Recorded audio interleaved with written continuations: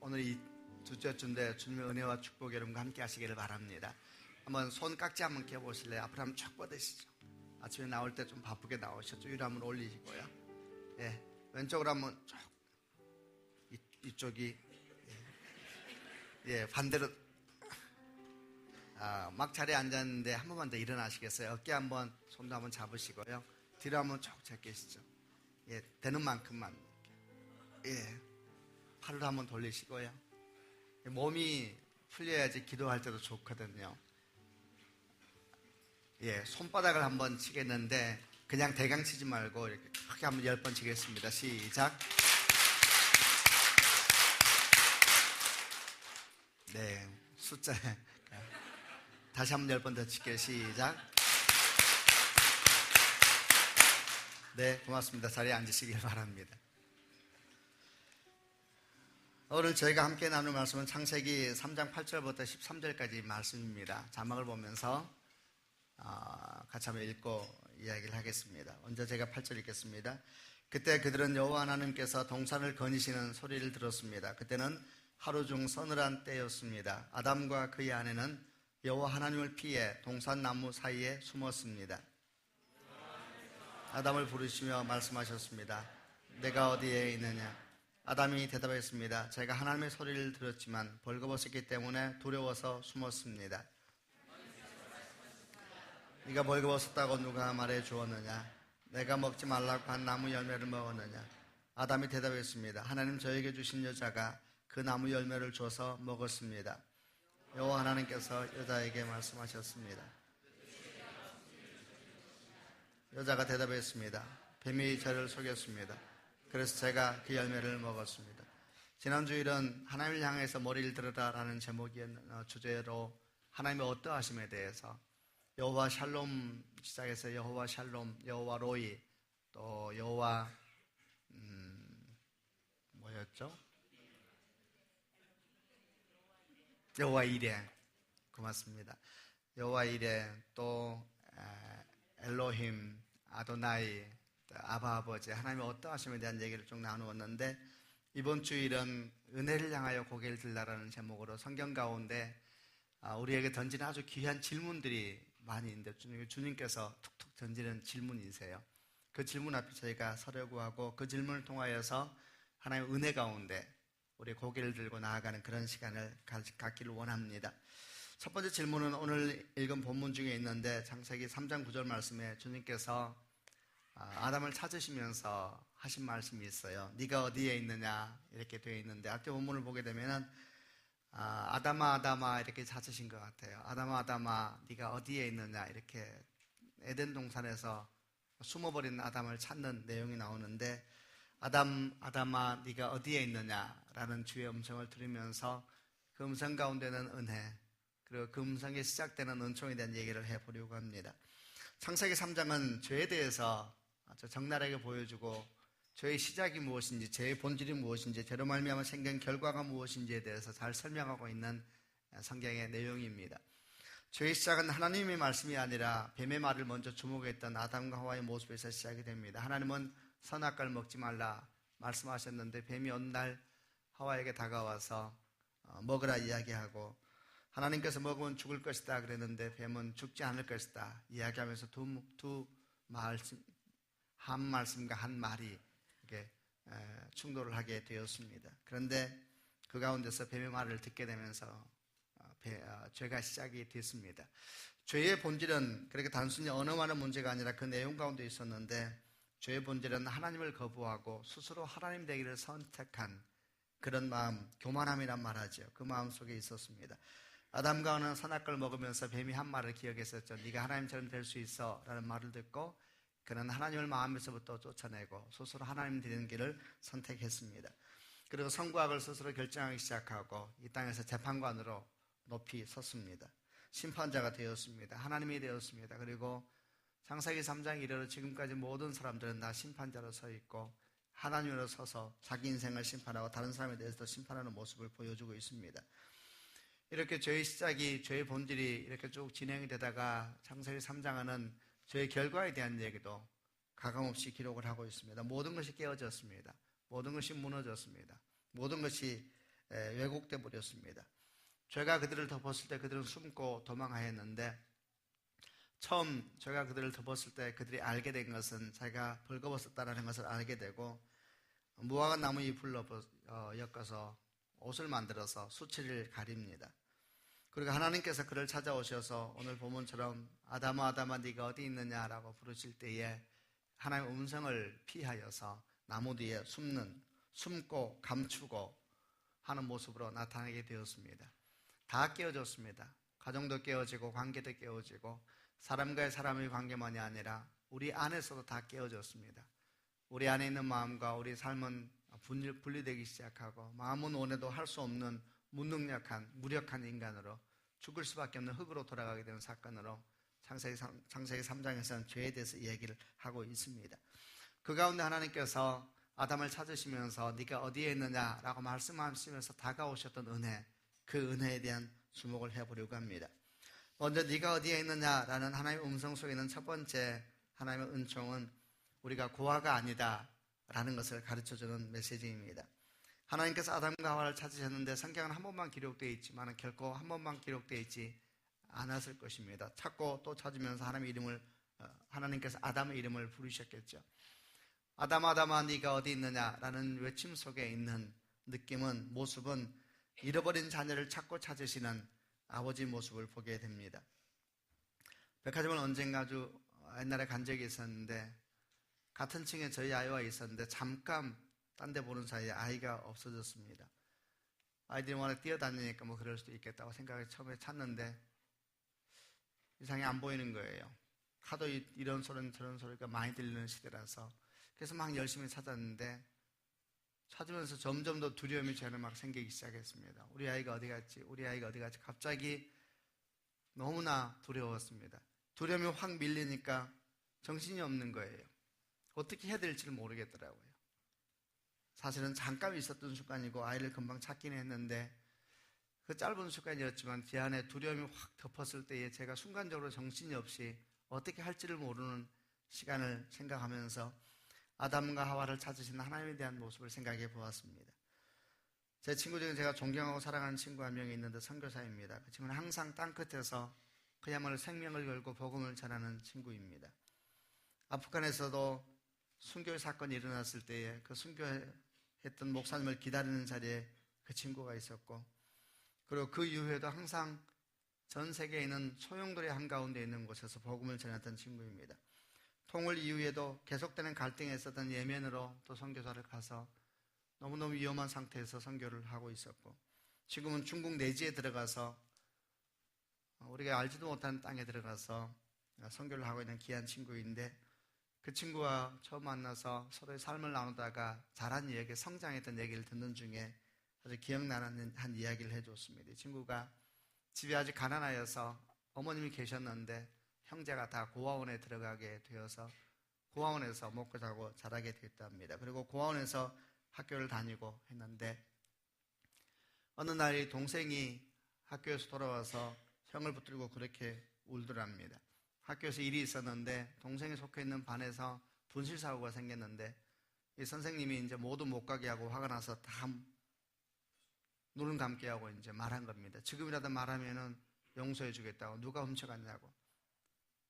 초등학생, 국민학생들 아무도 얘기 안 하고 가만히 있으니까 선생님이 화를 내면서 빨리 이야기하라고, 말하지 않으면 아무도 집에 못 간다고.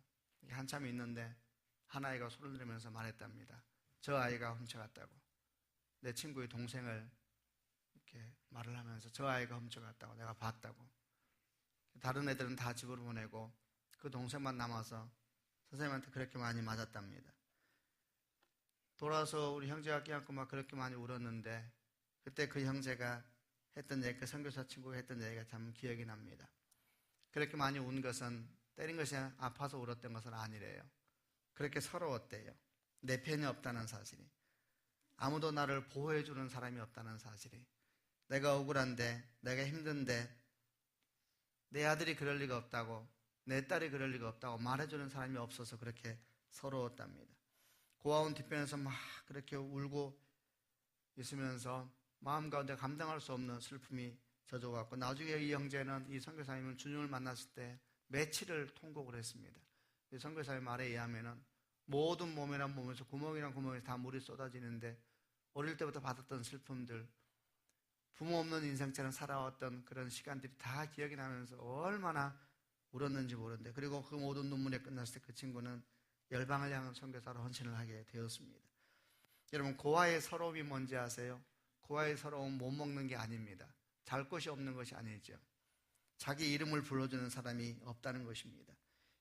힘들고 지쳤을 때, 실수하고 넘어졌을 때에 다가와서 일으켜주는 사람이 없다는 것이죠. 해가 밝을 때, 낮이 좋을 때는 모든 아이들이 다 밖에서 함께 뛰어놉니다. 고아와 부모가 있는 자가 구별이 안 되죠. 그러나 구별이 되는 시간이 옵니다. 밤이 깊어지기 시작하고 어둠이 시작되면 이름을 부르는 아이가 있고, 아무리 기다려도 이름을 부르지 않는 아이가 있지요. 이름을 불려지는 아이, 그 아이는 부모가 있는 아이입니다. 저는 아이들이 있는데 누구 이름을 써서 설교를 준비할까 하다가 제 아이들 이름을 써봐. 요한아, 밤이 깊었다. 밥 먹을 시간이다. 지연아, 이제 들어와야지. 어서 들어와 씻어. 엄마가 밥 준비해놨어. 비가 오고 바람이 불면은 고아와 부모가 있는 자는 다 구별되기 시작합니다. 우산을 들고 나와서 이름을 부릅니다. 요한아, 요한아, 비가 온다. 어서 들어와. 이름을 부르는 아이가 있죠. 그러나 아무리 어둠이 깊어도, 아무리 비바람이 몰아쳐도 불려지지 않는 이름이 있습니다. 그 아이들의 고아들입니다. 그 아이는 모른 척하면서 계속 공을 차고 모른 척하면서 뛰어다니지만 자기도 알고 있습니다. 나는 내 이름을 불러줄 사람이 없다는 것을. 아담아, 아담아, 네가 어디에 있느냐? 라는 말씀을 묵상할 때 마음에 뜨겁게 올라오는 감동은 내 이름을 불러주는 사람이 있다는 것입니다. 결정적인 시간에 나를 찾는 사람, 결정적인 시간에 내 인생을 보여주는 사람, 어떤 경우에도 나를 버리지 아니하시고 내 편이 되어주시는 사람, 나를 위하여 당신의 생명까지 아끼하지 아니하시고 주시는 분. 저는 저희 아이들을 누구보다 사랑하고 목숨만큼 사랑하지만, 그러나 저는 저희 아이의 아픔을 대신하지도 못하고 슬픔하지도 못하는 무능한 부모입니다. 그러나 우리 아버지 하나님은 우리 이름을 부르실 뿐만 아니라 우리를 위해 대신 죽으시고 우리 인생을 하나님의 은총 가운데 이끄시는 능력 있는 분이시니 그 이름을 불리는 자가 복이 있는 것입니다. 아담의 이름을 부르시면서 아담아, 아담아, 네가 어디에 있느냐 부르시는 첫 번째 은총은 우리가 고아가 아니에요. 우리가 하나님이 우리 아버지라는 것을 기억하게 하는 음성이라는 것입니다. 지난 토요일 날 우리는 아바 아버지라는 하나님의 어떠하심에 대한 이야기를 들었습니다. 아바라는 말이 얼마나 친밀한 말인가에 대해서 들었을 겁니다. 정말 한국말 그대로 아빠라는 말입니다. 유대인들은 상상도 못할 말이었습니다. 하나님의 이름이 너무나 존귀하여서 여호와, 야훼란 이름도 부르지 못하고 아도나이라고 부르면서 그런 대명사를 가져와서 불렀던 그 유대인들이 생각하기에 예수께서 오셔서 그분이 아바 아버지다라고 말씀하셨을 때에 유대인들은 감당할 수 없는 충격을 받았을 겁니다. 그러나 성령이 우리 가운데 오시면서 그분은 우리에게 두려움을 주는 영이 아니라 아들이 되게 하는 영이라고 성경은 말하고 있으면서 우리가 양자가 되었다라고 설명을 하고 있습니다. 우리는 아바 아버지, 하나님을 아버지라 부릅니다. 아들은 당당해야 되는 것입니다. 아들은 어깨를 펴고 살아야 되는 것입니다. 아들은 어떤 경우에 있어서도 우리 부모가, 우리 아버지가 나를 버리지 않는다는 걸 믿고 살아가야 되는 것이 아들인 것입니다. 아들과 아버지의 관계에서 가장 소중한 것은 그 대화가 아니라 존재 자체입니다. 제가 나이가 들어가면서, 이게 어른들도 계십니다만은 조금씩 나이가 들어가면서 아는 것이 있습니다. 깊은 관계에 있어서 기쁨은 일이 아닙니다. 그가 나에게 뭘 해주느냐가 아니라 그냥 그 존재 자체가 기쁜 것이지요. 아이들과 대화하는 것이 너무 좋습니다. 아이들의 목소리를 들으면 너무 행복해서 제가 알게 되었습니다. 우리 어머님도 그러셨겠구나. 옛날에 제가 우리 어머니에게 전화할 때는 생각하기를 할 말도 없는데 뭘 자꾸 전화하냐 이렇게 생각했습니다. 근데 제가 조금씩 어른이 돼가니까 할 말이 있어서 전화하는 것이 아니라 그냥 목소리 자체로, 존재 자체로 기쁨이 된다는 걸 알게 되어서 요즘에는 매일 전화를 드립니다. 전화하면 똑같습니다. 하는 말이 엄마 오늘 뭐해? 물어서 뭐 하겠어요? 그러나 내 목소리를 제가 들려드리는 거예요. 우리 어머니는 내 목소리 들으면 피가 흐르거든요. 행복해 하거든요. 엄마 오늘 뭐해? 지금 뭐 하고 있어? 식사는 맛있게 하셔야죠. 무슨 얘기예요? 추워요, 날씨가. 요즘에 맨날 그 얘기예요. 그런데요, 맨날 제가 전화해서 같은 얘기를 반복해요. 우리 어머니 맨날 그래요. 교회 간다 그러면, 교회 가니? 예, 엄마. 말씀을 묵상하러 가겠구나. 그럼 제가 뭐 하겠어요, 교회 가서. 맨날 같은 이야기인데 알게 됐어요. 그 언어가 나를 따뜻하게 하고 우리 어머니 마음에 기쁨이 된다는 것을.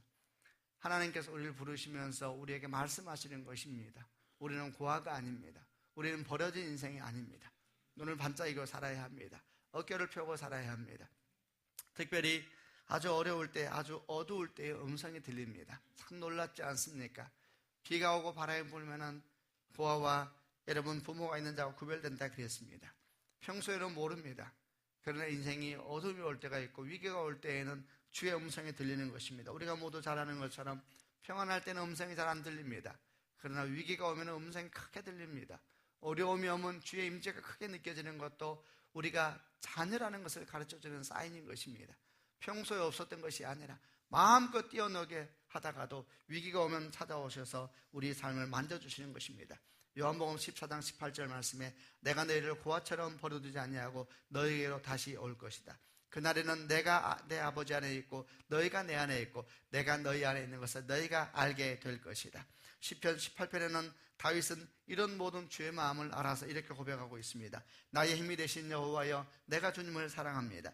여호와는 나의 반석, 나의 요새, 나의 구원자이십니다. 나의 피할 바위이십니다. 나의 방패와 구원하시는 뿌리여 나의 산성이십니다. 구약에는 하나님을 아버지라고 부를 수가 없었습니다. 그러나 이 내용 하나하나에는 이미 다윗은 그분이 얼마나 우리에게 친밀한 분인가에 대해서 말씀하고 있는 것입니다. 나의 반석이시여, 나의 요새이시여, 나의 구원자이시여, 피할 바위이시여, 나의 방패이시여, 구원하시는 뿌리시여, 나의 산성이십니다. 고통중에 내가 여호와를 불렀고 나의 하나님께 도와달라고 부르짖었습니다. 저가 성전에서 내 목소리를 들으시고 울부짖는 내 외침에 그의 귀를 기울여 주셨습니다. 할렐루야. 여러분, 한 해를 살아가시면서 고아처럼 살지 않는 축복이 있기를 바랍니다.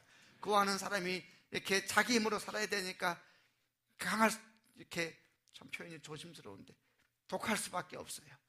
자기 힘으로 인생을 살아야 하니까 의심할 수밖에 없어요. 하나님께서 함께 하시면 여러분 하나님 힘으로 살아가게 되는 것입니다. 주님이 우리와 함께 하시면 누가 우리를 막겠습니까? 여호와가 우리의 방패가 되시고 피난처가 되시면 누가 우리 인생의 장벽이 되겠습니까? 또 두 번째, 아담아 네가 어디 있느냐 라는 메시지 주시는 두 번째 은혜는 하나님께서 정말 우리에게 어디 있냐라고 물으신다는 것입니다.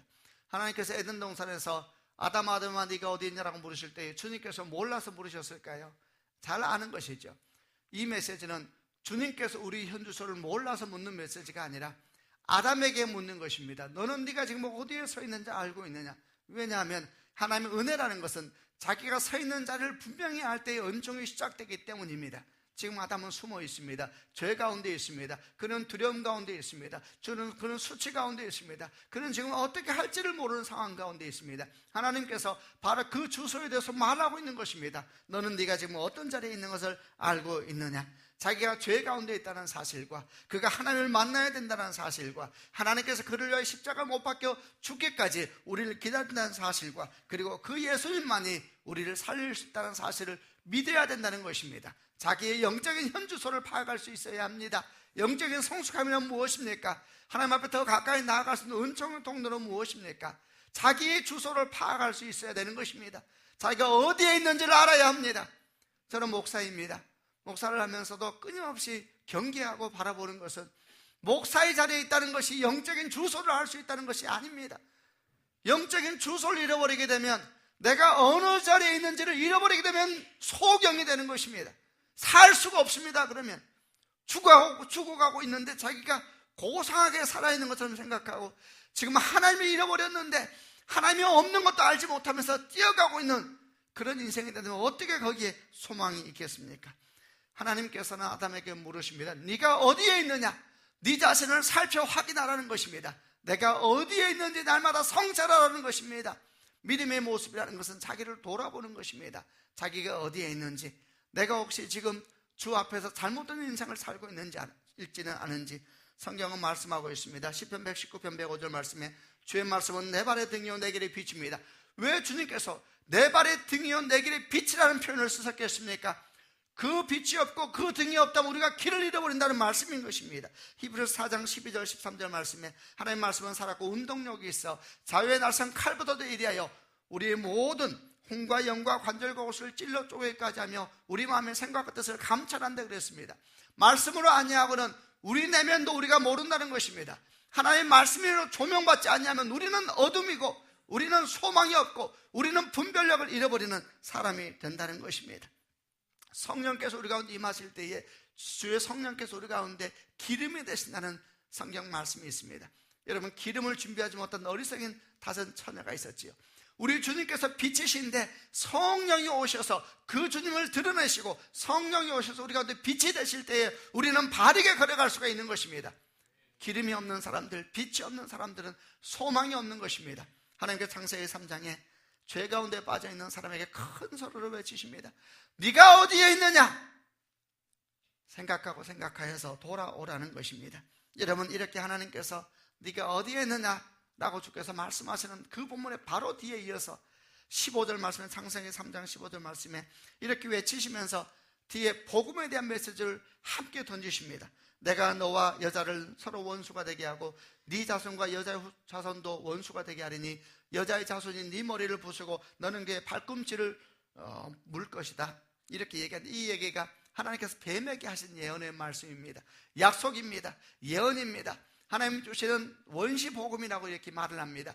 이 복음이 나온 배경이 아담은 네가 어디에 있느냐? 네가 만약에 어디에 있는지 영적 주소만 파악할 수 있다면 복음은 왕성하게 일할 것이다. 약속은 너에게 이루어지게 될 것이다. 예언은 너에게 이루어지게 될 것이다. 복음은 네 가운데 놀랍게 역사하게 될 것이다 라는 흐름을 보여주고 있는 것입니다. 네가 어디에 있느냐? 이렇게 말하고 난 바로 뒤에 붙어서 뱀을 향하여 예언을 합니다. 너는 여자와 원수가 되고 네 자손도 여자의 자손과 원수가 되리라. 너라는 것은 뱀을 말하는데 이 뱀은 사단을 상징하는 것이죠. 이 뱀이 하와를 유혹하였지요. 여자의 몸으로 오실 몸에서 오실 예수 그리스도, 여자의 자손은 예수를 말하는 것이고 너의 자손은 사단을 총칭하는 표현이죠. 뱀은 여자의 후손을 물 것이다. 발꿈치만 물 것이다. 저는 이 말씀 묵상할 때마다 너무너무 은혜가 돼요. 발꿈치만 물 것이다. 그래 너는 그의 머리를 부술 것이다. 부수다는 얘기는 표현이 그런데 작사를 낸다는 이야기예요. 머리를 작사를 내면 죽는 것입니다. 그러나 뱀이 발꿈치를 물면 안 죽어요. 목사님, 독사는 죽는데요. 맞아요. 독사는 죽어요. 오늘 고린도전서에 보면은 사도 바울이 뭐라고 하냐면 십자가에 못 박혀 죽으심으로 독사의 독리가 빠졌다 그래요. 독리가 빠져버렸어요. 그러므로 여러분, 독사는 지금은 독리가 빠졌어요. 뱀이, 사단이 독리가 빠졌다고. 이게 창세기 3장 15절 때 예언되고 있어요.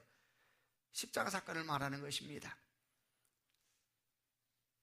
사단은 예수를 딱 물면서 죽이는 줄 알았지만 절대 못 죽입니다. 우리도 못 죽입니다. 그런데 이런 모든 복음의 역사들이 왕성하게 일하기 위해서는 우리가 어디 있는지를 알아야 되는 것입니다. 우리가 지금 망했다는 사실을 알아야 되고 주 예수가 없이는 우리가 살 길이 없다는 영적인 주소를 파악하지 못하면 복음은 역사하지 못하는 것입니다. 아담아 네가 어디에 있느냐? 두 번째 메시지는 항상 자기를 점검하고 말씀으로 자기를 조명하고 주의 성령으로 충만하라는 것입니다. 하나님의 기름 부으시면 가슴에 충만해야 살 수가 있는 것입니다. 주의 말씀에 가슴에 충만해야지 살아날 수가 있는 것입니다. 여러분, 그런 한 해가 되는 축복이 있으시기를 바랍니다.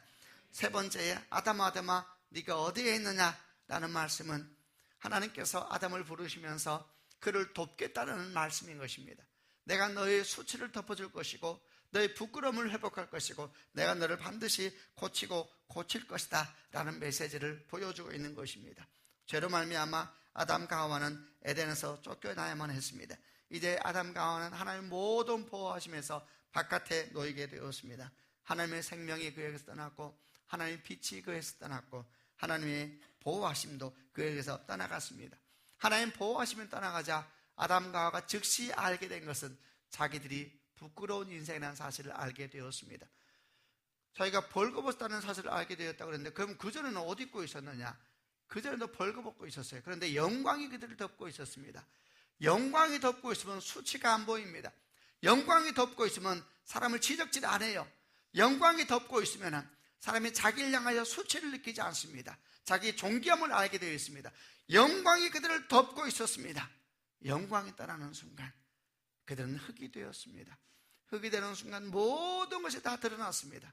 그들은 즉시 자기를 보는 순간, 영광이 떠난 자기를 보니까 수치가 그들을 덮어버렸습니다. 모든 것이 부끄러웠습니다. 근원적인 열등감, 근본적인 수치감, 근본적인 상실감이 창세기 3장에서 사람을 가득 덮어버렸습니다. 그 이후로 모든 사람들은 열등감 속에 살고 있습니다. 자기 상처 속에서 헤매고 있습니다. 자기 아픔 속에서 헤매고 있습니다. 그래서 그들은 항상 생각하는 것이, 사람들이 나를 어떻게 볼까? 사람들이 나를 어떻게 평가할까? 맨날 그 생각하고 살게 됐습니다. 아담이 딱 자기를 보니까 벌거벗어서 즉시 생각합니다. 사람들이 나를 어떻게 볼까? 사람도 없는데. 근원적인 열등감이에요. 근원적인 열등감. 항상 마음 가운데 던지는 질문, 저 사람 나를 어떻게 보고 있는 거예요? 저 눈빛. 항상 마음 가운데 수치심이, 수치심 속에 짓눌려서 사는 것입니다. 항상 살면서 왜 그렇게 사람들에게 잘 보이려고, 사람들에게 잘 보이려고, 결혼해도 또 누구에게 잘 보게, 항상 그런 수치심 속에 사는 것입니다. 그래서 그들은 어떻게 했습니까? 무화과 나무 잎으로 수치를 가리려고 합니다. 이 무화과 나무 잎이 상징하는 것은 사람의 수고와 노력으로 만든 것을 상징하는 것입니다. 명예와 지위로 옷을 입으려고 합니다. 심지어는 종교적 행위로 옷을 입으려고 합니다. 윤리로 옷을 입으려고 합니다. 좀 더 높은 곳에 올라가면 좀 더 아름다운 옷을 입는다 생각하죠. 그러나 성경은 말합니다. 우리의 모든 수고는 썩어지는 옷과 같다 그랬습니다. 다 썩어지는 것입니다. 무화과 나무 잎은 다 썩는 것입니다. 그 옷이 다 벗겨집니다. 그러면 사람들이 옛날 입었던 옷을 얘기합니다. 내가 한때 얼마나 놀라운 옷을 입었는지 아느냐. 파우동원 가보면 다 그 얘기를 하고 계세요. 내가 옷을 뭘 입었는지 아느냐. 한인교회 가보면 전부 다 한국에서 입었던 옷 얘기예요. 내가 옛날에 무화과 나무 옷을 입었을 때 얘기하는 거예요. 수치를 가릴 수가 없습니다. 우리 주님께서 아담아 네가 어디에 있느냐. 그가 무화과 나무로 옷을 가리자 불쌍히 여기셨습니다. 너무 불쌍하셨습니다. 너무 불쌍하셔서 하나님의 구원 사역을 또 시작하십니다.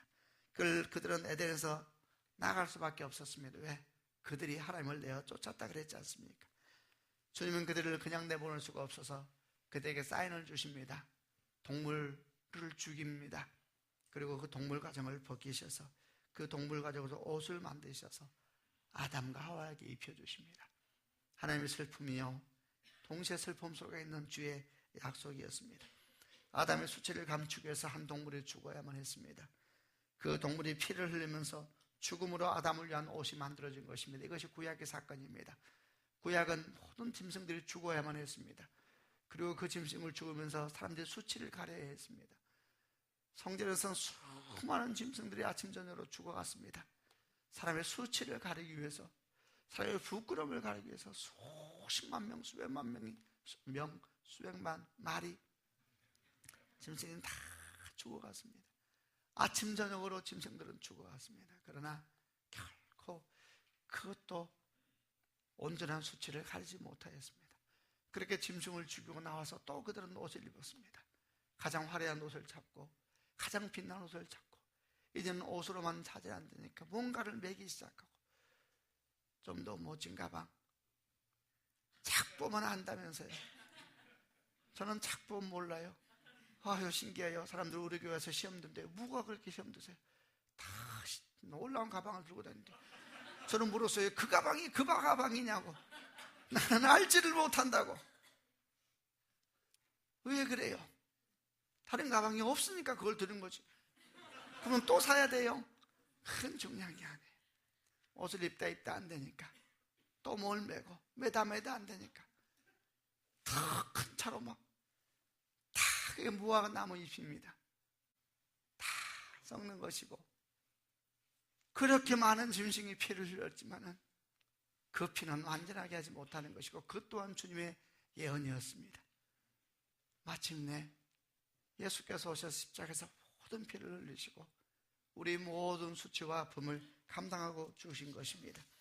일찍이 하나님의 사람 이사야는 성령의 감동을 받아서 우리 수치를 감당하실 어린 양에 대해서 예언하셨습니다. 이사야 53장 말씀이 그는 사람에게 미움과 멸시를 받았으며 고통과 아픔을 많이 겪었다. 사람들은 그를 바라보려 하지도 않았다. 그는 미움을 받았고 우리 가운데 아무도 그를 귀히 여기지 않았다. 정말로 그는 우리의 질병을 지고 우리의 아픔을 대신 짊었다. 우리는 그가 하나님께 벌을 받아서 고통을 당한다 생각했다. 그러나 그가 상처 입은 것은 우리의 허물 때문이고 그가 짓밟힌 것은 우리의 죄 때문이다. 그가 맞음으로 우리가 평안을 얻었고 그가 상처를 입음으로 우리가 고침을 입었다. 사람에게 미움과 멸시를 받았고 아픔과 고통을 많이 겪었다. 사람들은 그를 바라보려 하지도 않았다. 그는 미움을 받았고 아무도 그를 귀하게 여기지 않았다. 우리 주 예수 그리스도, 우리의 영원한 수치를 대신 지고 죽으신 주님, 그가 십자가를 지실 때 사람 가운데 왕으로 서 있는 빌라도 모욕과 수치를 주님에게 주었습니다. 로마 군사들은 주님의 옷을 벗겼습니다. 그를 벌거벗기고 그 앞에서 옷을 나누었습니다. 예수의 머리를 손으로 툭툭 쳤습니다. 침을 뱉었습니다. 손에 갈대를 들려주면서 왕처럼 행세하라 그랬습니다. 모든 수치를 주께서 다 감당하신 것입니다. 사랑하는 여러분, 주님이 우리 수치를 대신 지었습니다. 아담과 하와를 에덴 동산에서 나가게 하시면서 짐승을 잡으시면서 예언하시고 짐승을 잡으시면서 약속하시고 짐승을 잡으시면서 우리에게 분명히 보여주시는 하나님의 표적을 놓치지 않는 축복이 있으시기를 바랍니다. 주님 안에서 자신을 부끄러워하지 마십시다. 주님 안에서 자기를 수치스럽게 여기지 마십시다. 주님께서 우리를 존귀히 여기신다는데 뭐 그렇게 다른 사람들이 중요하겠습니까? 인생을 결정하는 것은 사람들이 말이 아닙니다. 사람들이 말에 주목하면 죽습니다. 왜 자살합니까? 사람들이 말에 주목해서 그런 것입니다. 그러나 인생을 결정하는 것은 사람의 말이 아니고 하나님의 말씀이십니다. 주의 음성에 귀를 기울이면 살아나게 될 것입니다. 주의 음성에 귀를 기울이면 더 이상 수치가 우리를 덮지 못하고 덮어도 우리를 보호하지 못한 옷으로부터 해방되게 될 것입니다. 해방되시기를 바랍니다. 외로워서 힘들어서 매년 가방 내려놓으시고 지쳐서 힘들어서 더 좋은 옷을 그거 하지 마세요. 주님이 슬퍼하시는 거예요. 그런 것이 우리 수치를 덮지 못합니다. 이거 입으면 날 무시 못하겠지. 그 사람들은 눈이 중요하지 않아요. 그들이 우리를 어찌할 수가 없어요. 하나님께서 우리와 함께 하시면 큰 영광이 있을 줄 믿습니다. 저는 이전에 교회에 있을 때 자꾸 설교한테 영상을 찍는 거예요. 이 영상 때문에 죽겠더라고요. 영상은 실물대로 안 나와요. 어렵게 나와요.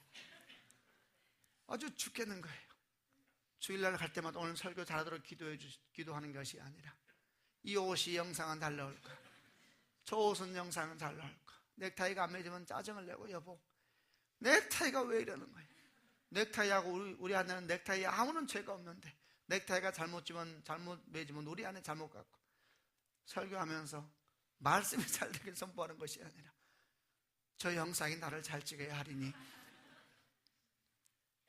더 쓸데없는 것이죠. 저는 교회를 개척하고 너무 좋아요. 막 입어도 되니까 영상이 나를 어떻게 찍을까 생각 안 해도 되니까 너무 좋아요. 제가 그렇게 낙심하고 있을 때 영상이 아주 잘 나오는 키 크고 얼굴 긴 친구가 나한테 말을 했어요. 너는 이 현장이 좋다고, 너에겐 기름 부음이 있다고. 사람들이 네 설교를 현장에서 안 들어봐서 그래. 그 친구가 나한테 그렇게 말을 해줬어요. 그 친구는 그 말을 기억하고 있으려나. 저는 위로를 받았어요. 하나님의 음성인 것이죠. 넌 현장이 좋아. 주의 음성인 것입니다. 영상을 들을 때마다 저는 제 목소리가 너무너무 싫었어요. 그러나 그 친구는 기도 모임 있으면 자꾸 저를 초대해서 했어요. 그래서 저한테 자기가 기도인들을 많이 봤는데 자기보다 기도인도 잘하는 것 같은 사람은 처음 봤대요. 얼굴이 긴 그 친구가. 그래서 넌 현장이 좋아. 무화과 나무 잎으로 인생을 자꾸 감싸려고 하면 불행해집니다. 아멘. 사람들이 조금씩 알게 되나 봐요. 가장 아름다움은 자신감이라고. 근데 그 자신감은 성령으로부터 오는 것입니다. 예수의 피로부터 오는 것입니다. 사람들이 말을 들으면서 슬퍼하지 말고 부끄러워하지 말고 수치가 굴려가게 되는 것입니다. 주의 은총이 여러분과 함께 하시기를 바랍니다. 2014년 한 해가 이렇게 막 달려가고 있습니다. 시작이 반이라고 새벽기도 이렇게 하고 있는데 여러분 축복합니다. 주의 음성을 잘 들으시길 바랍니다. 아담아 아담아 네가 어디에 있느냐. 처음 기도 시작하면서 여러분에게 말씀을 드렸죠. 처음 나눠드린 거 기도 제목을 3주 동안 찾으라 그랬습니다. 영적인 목표를 찾으라 그랬는데 말씀을 찾아야 되는 것입니다. 내 거다 딱 잡아요. 그래 와서 바로 적는 것입니다. 오늘 이 말씀이 내 거다 그러면 바로 적어야 되는 거예요. 아담아 아담아 네가 어디에 있느냐. 네가 어디에 있느냐. 한 해 동안 내가 이 말씀 붙들고 살 거야. 나 구화 아니야. 내 자리 내가 날마다 점검할 거야. 내 수치는 굴러갔어. 사람들 말에 의해서 나는 좌지우지 되지 않을 거야. 음성을 들으며 살 거야. 나아가야 되는 것입니다. 엘로힘이 내 음성, 하나님이 내 음성이야. 딱 적는 것입니다. 아바 아버지 나는 더 이상 노예가 아니야. 딱 적는 것입니다. 거기서 기도 제목도 나오고 거기서 영적인 목표도 나오고 거기서 한 해 동안 붙들 수 있는 빛이 임하게 되는 것을 믿으시는 축복이 있기를 바랍니다. 아멘. 한번 자리에서 일어나십시다. 같이 한번 기도할 때에 한번 눈을 감고 잠깐만 생각하시길 바랍니다. 여러분은 구화가 아닙니다. 혹시 여러분 부모는 여러분을 버렸을지라도 주님은 여러분을 버리지 아니하십니다. 아주 깊은 마음이 되면 부르는 이름이 있는 사람, 나를 부르는 분이 있는 사람은 행복합니다. 우리는 행복합니다. 아담아 아담아 네가 어디에 있느냐. 내 이름을 부르는 분이 계십니다. 아주 깊을 때에 나를 부르십니다. 아주 내가 인생의 바닥에 떨어졌을 때의 음성이 들립니다. 내가 잘 나갈 때에는 평안할 때는 주님이 안 느껴져요. 그러나 내가 슬픕니다. 내가 외롭습니다. 죽을 것 같습니다. 그러면 주의 음성이 들립니다. 아담아 아담아 네가 어디에 있느냐. 나를 찾아오시는 주님. 아버지 하나님, 금년 한 해가 주의 음성을 듣는 한 해가 되기를 원합니다. 나는 고아가 아닙니다. 고아처럼 살지 않게 하여 주시옵소서. 내 눈에서 불안함이 떠나가게 하여 주옵소서. 내 마음에서 두려움이 떠나가게 하여 주옵소서. 나는 아무도 도울 사람이 없으라는 거짓말이 떠나가게 하여 주옵소서. 하나님이 나를 도우시니 나는 든든합니다. 나는 피난처가 있습니다. 나는 안식처가 있습니다. 나는 하나님의 영광이 있습니다. 나에게는 주의 안식이 있습니다. 내가 이 시간 나사렛 예수 임하노니 모든 두려움의 영은 따라갈지어다. 모든 불안함의 영도 따라갈지어다. 내 안에서 묶임이 못 따라갈지어다. 가슴에 손을 얹고 우리 한번 주의 삼창하며 우리 안에 모든 불안함을 대적하며 두려움을 대적하며 기도하십시다.